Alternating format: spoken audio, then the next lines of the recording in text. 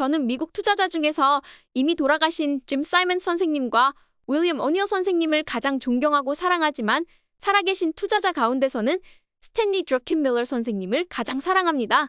매 분기마다 선생님의 포트폴리오 13F가 공개될 때마다 보유 매수 매도 종목을 빠짐없이 분석하는 습관이 있는데 지난 분기부터는 제가 공부한 내용을 영상으로 제작하기 시작했습니다.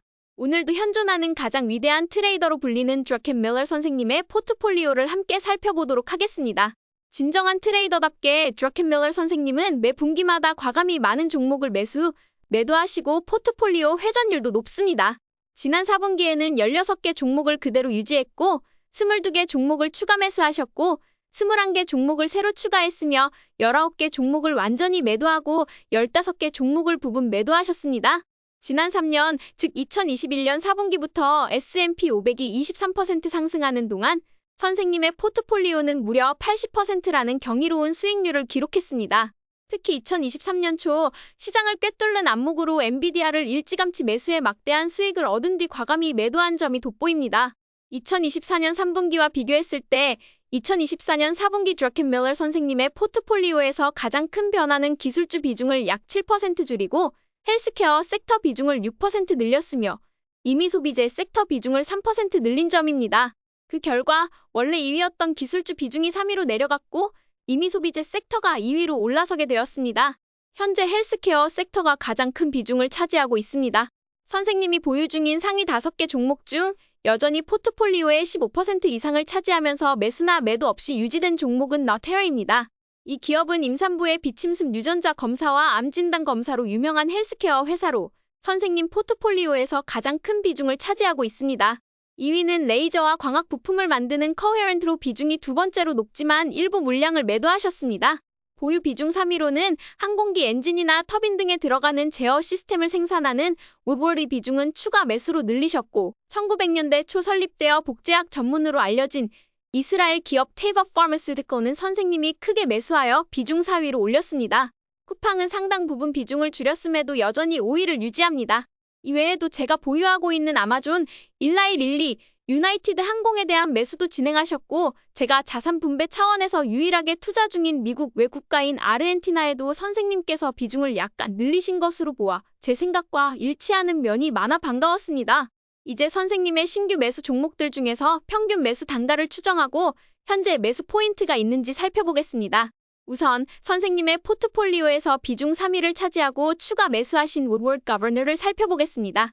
현재 선생님의 평균 단가는 143달러로 추정되며 11월 말 거래량이 급증했을 때 매수한 것으로 보입니다. 우드워드 거버너는 항공기 엔진이나 터빈에 들어가는 제어 시스템을 만드는 회사로 제가 좋아하는 GE Vernova가 주요 경쟁사입니다. 선생님께서는 이번에 처음으로 GE Vernova에도 투자하셨는데 웨스터 에너지를 부분 매도하는 대신 데이터 센터에 안정적이고 지속 가능한 전력을 공급하기 위해 필요한 가스 터빈을 생산하는 우드워드 거버너와 GE Vernova를 매수하신 것으로 보입니다.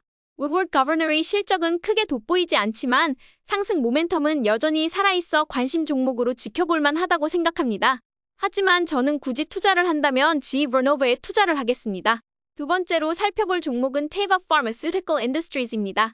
이스라엘 제약기업으로 미국이 복제약을 상당 부분 해외에서 수입하는 상황에서 이스라엘이라는 우호적인 국가의 복제약 생산이 주목받을 것이라는 판단에 따라 선생님은 이 종목을 비중 4위로 끌어올 정도로 매수하신 것으로 보입니다.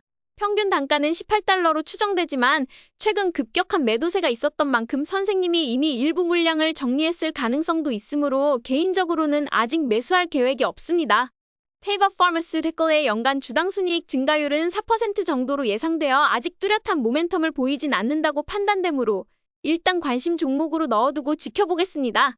세 번째로 살펴볼 종목은 SLM 홀딩, 살리 메이입니다. 이 회사는 학자금 대출을 제공하며 최근 주가가 크게 상승했습니다. 선생님의 평균 단가는 약 23달러로 추정되는데 주가가 그 부근에서 급등했던 만큼 트럼프 당선 이후에 매수를 시작하신 것으로 보입니다.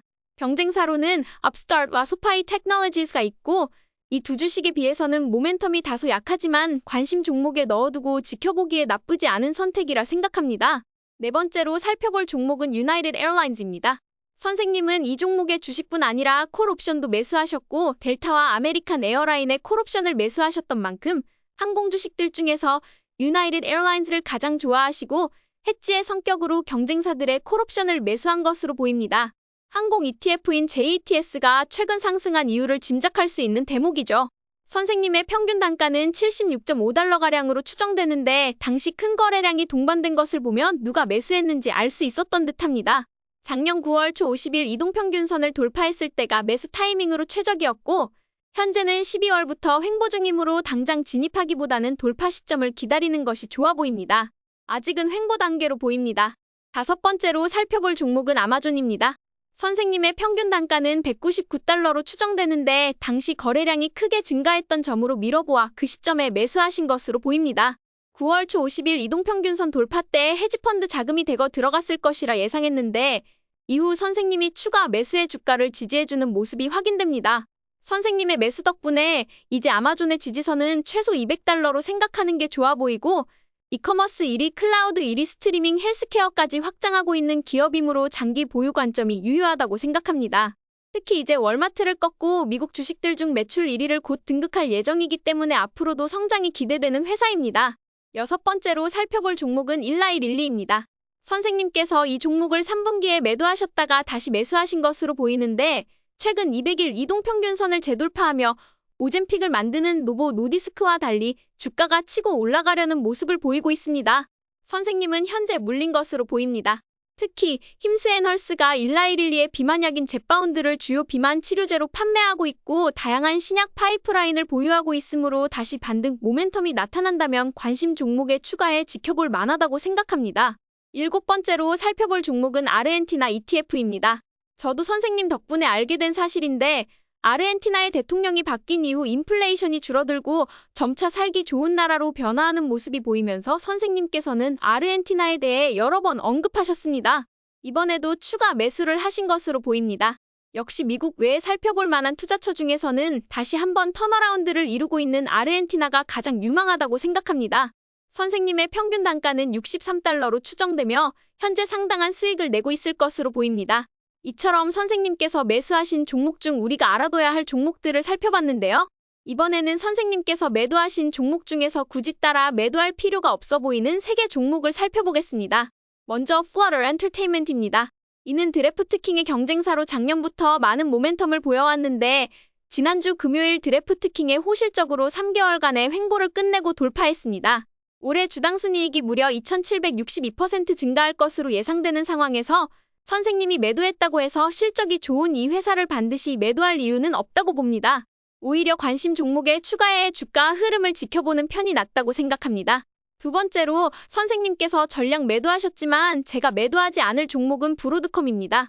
올해 주당순이익이 31% 증가할 것으로 예상되는데 이는 넷플릭스와 메타 다음으로 빅테크 중에서도 가장 뛰어난 수준이라고 볼 수 있습니다. 딥시크 쇼크에서도 가장 먼저 회복했고 12월에 있었던 실적 돌파를 여전히 유지하고 있기 때문에 매도할 이유가 없다고 판단되며 보유 관점을 유지하고 있습니다. 세 번째로는 Vistra Energy입니다. 작년에 최고의 주식 중 하나로 꼽혔고 작년만큼 세 자릿수 주당순이익 증가는 보이지 않더라도 올해도 주당순이익이 59% 상승할 것으로 예상됩니다.